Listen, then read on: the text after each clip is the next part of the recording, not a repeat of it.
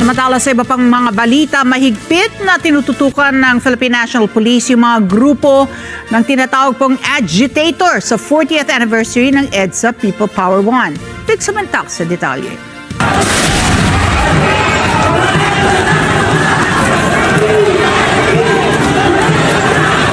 Nakasentro ang monitoring ng Philippine National Police o PNP sa mga grupo ng agitators sa pagdiriwang ng ika-40 anibersaryo ng EDSA People Power 1. Sinabi ni Police Brigadier General Ponce Piñones, Director for Operations ng PNP sa Campo Crame, na pangunahing tinututukan ng pambansang pulisya ang EDSA Shrine at EDSA People Power Monument na siyang sentro ng aktibidad para bigyan ng seguridad.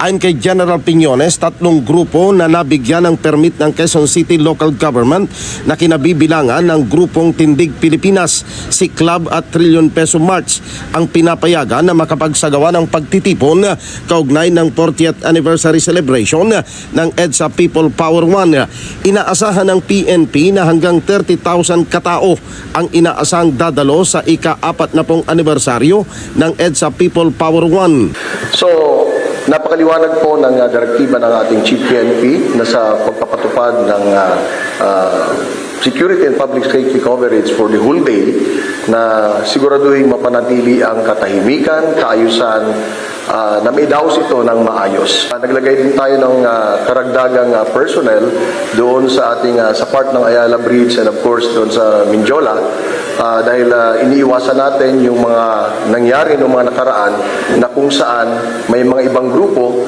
na yung objective talagang na makarating sa Malacanang. Inihayag ni General Piñones na kabuuang 14,900 na PNP personnel kasama ang 3,000 PNP personnel na augmentation force na galing sa PNP Regional Office 3 at 4A. Kaugnay nito, ilang beses din na nagkasakitan at nagkatulakan sa pagitan ng PNP personnel at ilang mga militanteng grupo habang isinasagawang kilos protesta. Kaugnay nito, agad namang inaresto ng PNP ang 2 demonstrador na kabilang sa samahan ng Progresibong Kabataan at isa pang kasapi ng grupong Philippine Alliance of Human Rights Advocates matapos ang nangyaring kaguluhan. Nasa posture ngayon ng ating Niliwanag ni General Piñones na agad nilang tutugunan ang anumang kaguluhan ng pambansang pulisya at ipapatupad ang batas para mapanatili ang kapayapaan at kaayusan ng okasyon. Vic Samantak para sa Mata ng Agila, matatag, matapang, matapat.